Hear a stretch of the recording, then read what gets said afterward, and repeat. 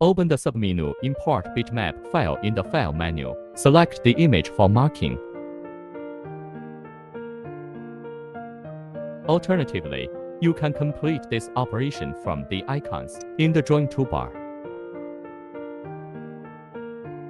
Measure the size of the marking position. 27毫米.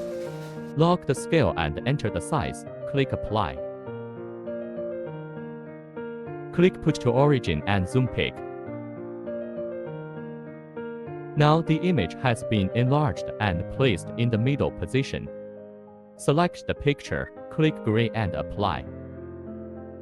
Click Dither and Apply. Convert the image to a dot matrix.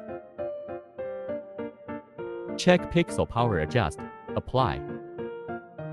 Check Fix DPI and set X to 500, set E to 600.